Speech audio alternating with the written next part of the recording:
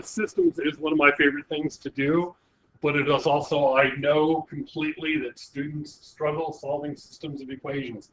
I know it's a difficult thing for many, many students to wrap their heads around. I like it, I enjoy it, but I do understand that this is difficult. So, you know, please ask questions as we go through this, okay? Systems of equations are two or more linear equations. Now, I've done complicated stuff where you have nonlinear equations you're dealing with systems. It works the same, okay? But we're only dealing with linear systems. We're only dealing with straight lines. You're going to have an x and a y and an x and a y in every equation. But a system means that you have two or more equations. This is a system of equations. I have two equations. That's my system. Generally, one equation describes one thing, the other equation describes the other, and we want to know where our common answer is. And that's what we're looking for. The solution of the system is the common ordered pair, the x and y combination that work in both of these. That's the solution. Because you have an infinite number of xy combinations that make this true. That's what the point, that's what the line is. A line is every single point that makes that one work. You have an infinite number of points that make this equation work. Infinite number of xy combinations that work in here. There is only one that works in both of them, and that's what our solution is. Okay? When you're graphing, you get a visual of what we're talking about with a solution to the system of equations. That's the one thing I like about graphing. Okay? So we have a couple of examples here. Now, you will be graphing today. So the first thing I want to do is actually, before we get started, is that, okay, which equation goes with which line? If I were to graph them, how would I do this? So y equals mx plus b form. That's what I'm doing here. So on this first one, my slope would be 1/3. My y-intercept would be 1. This is a review that we talked about yesterday. And it's obvious you need to learn it again today. Okay, headphones out, please. Okay.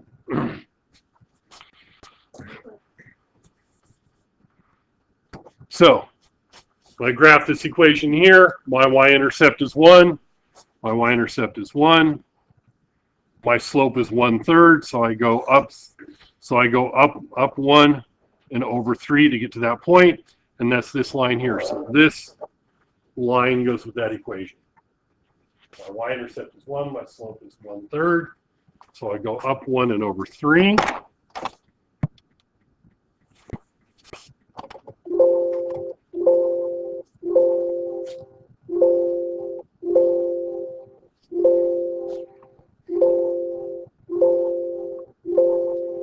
Yeah, graphing's hard enough. It doesn't line up when you try to draw it. So, okay, second equation.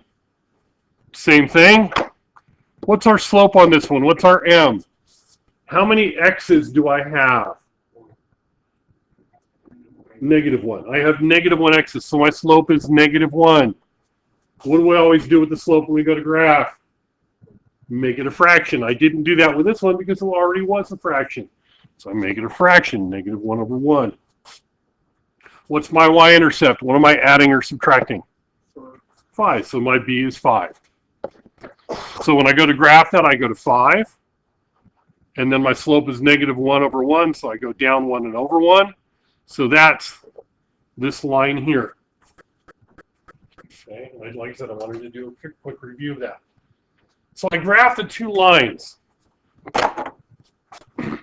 This line down here is all the xy combinations that work in the first equation. This line here is all the xy combinations that work in that one. The one xy combination that works in both is right there. Where the two lines cross each other is the xy that works in both of them. So this point would be 3, 2. That's my solution to the system. That's the one xy combination that works in both equations. That's my solution. One thing I like about graphing is you get to see this. This line, where do they cross? That's my solution.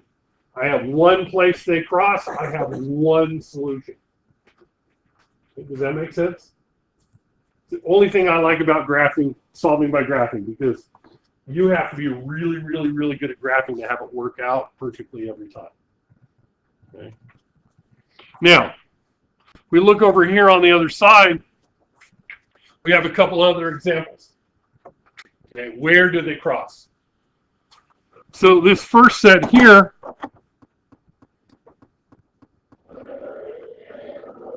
okay, that's a system of equations. There are two lines that graph those equations. Where do they cross? They don't cross. They're parallel lines.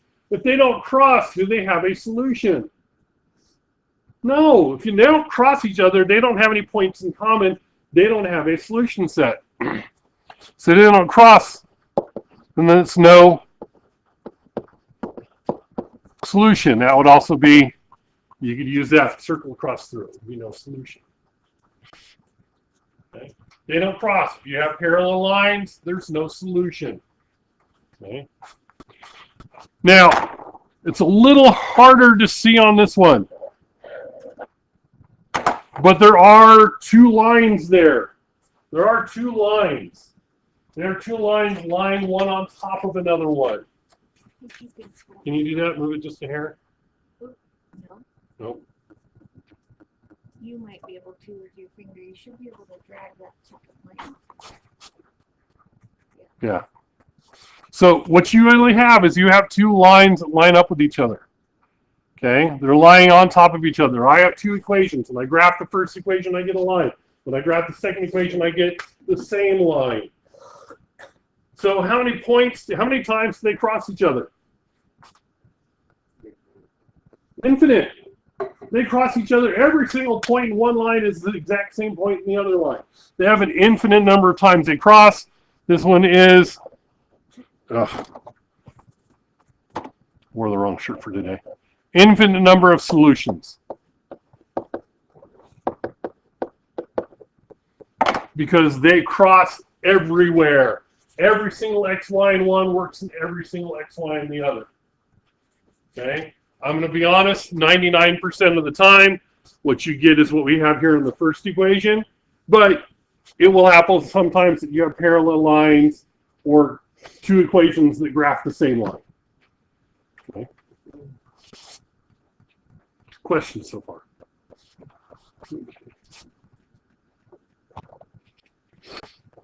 Okay, now we need to solve the system by graphing. So you're going to actually have to graph the lines. And I like this example because it has two different styles of equations, and I'm going to graph them differently.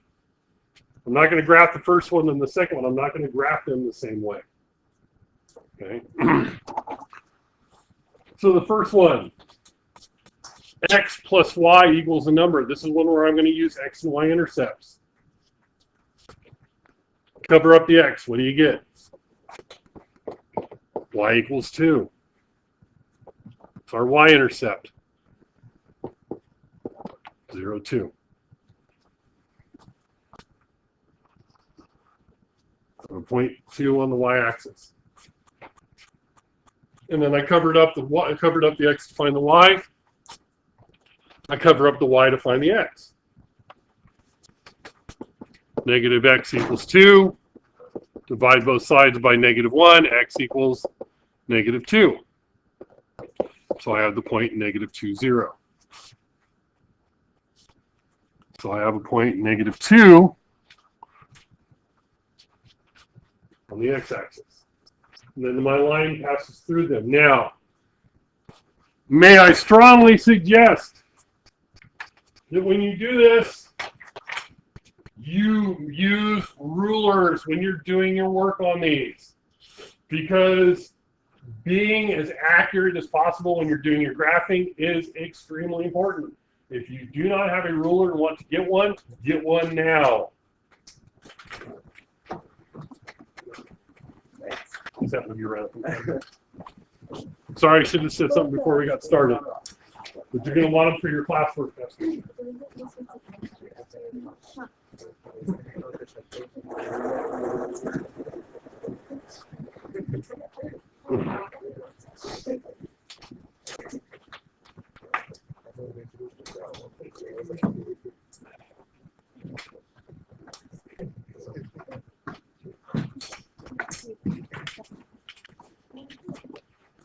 for himself.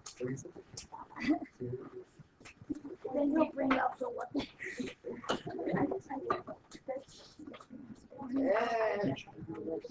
was just trying to make sure.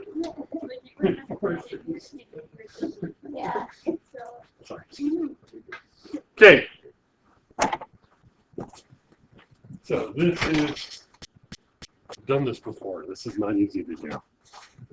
And it's really kind of hard because if you do this wrong. That's not perfect, but that's about as good as I can get. Once again, the tools you have determine how well you can do.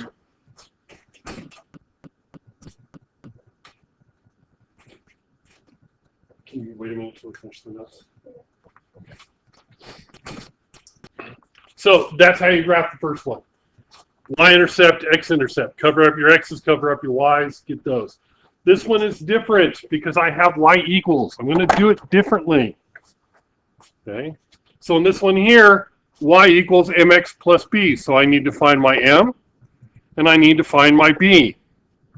What's my m? What's my slope? How many x's do I have? 3. And what do I need to do? Make it a fraction. What's my y-intercept? What am I adding or subtracting? -2. Excellent. Much better participation. So I have a dot on -2 for my b. Yeah, my rise over run, go up 3 over 1. Up 3 over 1. And then you... Keep it going. And I happen to know where the answer is, so I'm making mine go through the answer. You guys will need to, on the classwork, make longer lines though, so that you can find where it touches. So you want to do your rise over run a couple of times so that they touch. The more accurate you graph, the better off you're going to be. You're going to want to be careful. You're not going to want to use a big fatty marker while doing your work. Now, nobody in here does that. Thank you very much. But I've seen students do that, and they wonder why they can't figure stuff out. I mean, that's part of my problem here. It's not a very accurate way of graphing. It's hard to do on the smart boards. Okay? But what my answer is, where do they cross each other at?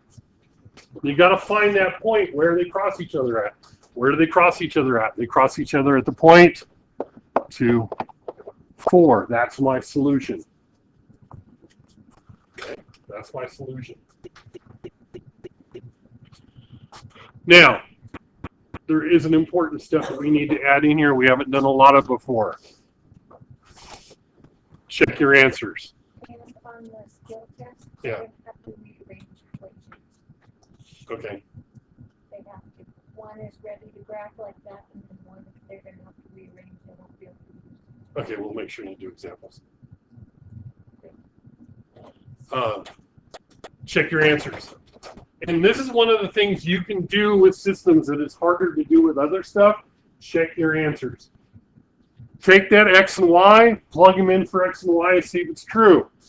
Is -2 plus 4 equal to 2? Is that true? Yeah, so it works here. So I know I have a point on that line for sure. I need to check it in both of them. One is not good enough. So is 4 equal to 3 times 2 minus 2? 3 times 2 is 6. 6 minus 2 is 4. We're good. That does work in both of them. Okay. Questions?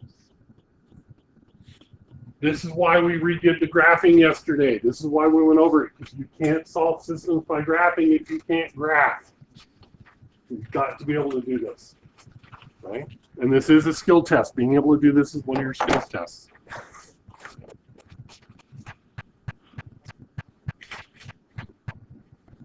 Okay, writing a system of equations, and we're going to solve it too while we're at it. Got 2 equations here that we're going to deal with, 2 situations, and this one is accurate. This is not an unreasonable thing. Okay, one satellite radio service charges $10 per month plus an activation fee of $20.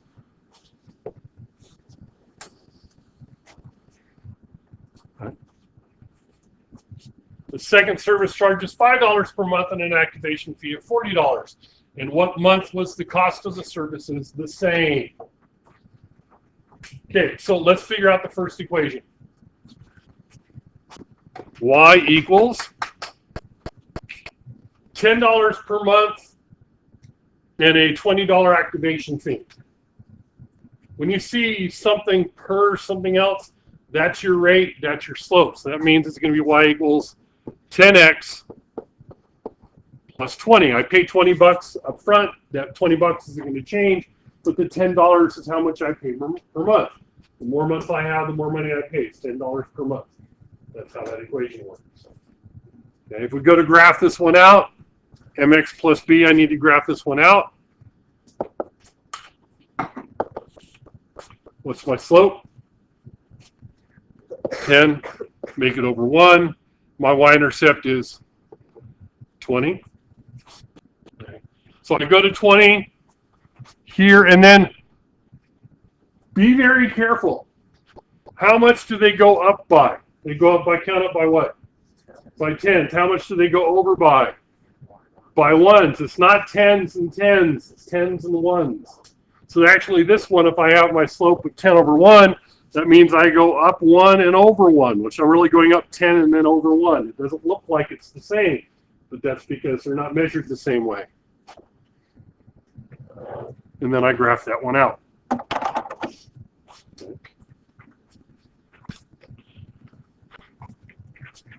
A second service charge is $5 per month and an activation fee of $40. Same idea. How much money do we spend? $5 per month plus $40.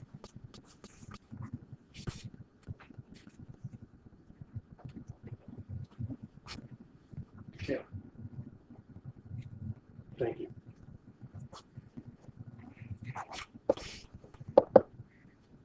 So what's our slope? It's going to be 5 over 1. And I'll talk about that one in a second. What's our y-intercept? 40. I spread somebody's lips, but I didn't hear anybody. You're afraid to be recorded? So, graph this one. My y-intercept here is 40. My slope is 5 over 1. Is it going to be easy to graph 5? No, it's not going to be easy to graph 5. It will be easy if I wanted to. I could go up 10 over 2. Would that be the same as 5 over 1? 10 over 2? Is that the same as 5 over 1? Yeah. Would that be easier to graph? Yeah. Yeah. Go up 10 and over 2. And then graph that one. And now we get to actually answer the question, in what month was the cost of services the same? Where do they cross each other?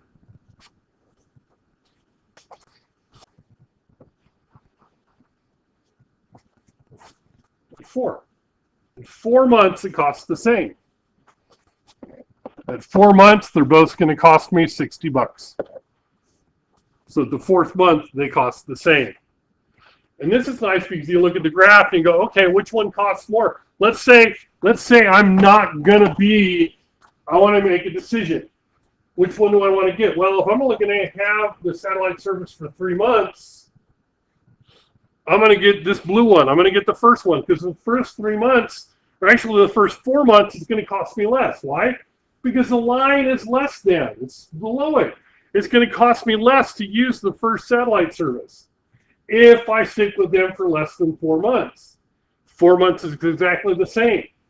If I'm going to keep this satellite service for more than 4 months, then I'm going to want to have the second one because it's going to cost me more at the beginning, but it's going to cost me less in the long run. Okay. I actually had a student, one of my first year teaching, was trying to decide which car insurance company to go with. And we made a group. We actually did this. She and I sat down and we did this. She had 3 insurance quotes, and they were basically the same thing because she was going to pay monthly. so much up front and then so much per month. And so we made this thing, and I go, well, how long are you going to have your car? How long are you going to be paying the insurance? If you're going for this long, you want to use this one. If you're going for this long, you want to use this one. And it was really easy to see with the graph. You can see which one's going to cost you more in the beginning, which one's going to cost you more in the end. What's going to save you money. Let's say you're out in the desert working a temporary job and there's no radio or anything. You want to have your radio, so you hook up with a satellite service that'll give you radio out in the middle of freaking nowhere. Because there are towns and places where out in the middle of nowhere, if you don't have satellite, you don't got nothing. Okay? But you're only a temporary job. I'm only going to be working the job for 2 months. Then I'm getting this one because it costs me less for only 2 months. But let's say I'm doing it at my house and I have it for a few years. I'm going with the other one because it's going to save me money in the long run. Cost me more up front, save me money in the end. And the graph lets you see that. Okay? Does that make sense? So on your classwork today, most of your problems are like this. Graph one equation, graph the other equation. Where do they cross each other? Okay? Graph the first one, graph the second one. Where do they cross each other? Be very careful in your graphing. Okay? If you do not get an exact point, get as close as you can. This is where graphing is important, being very good at graphing, taking your time while you're doing it. Questions?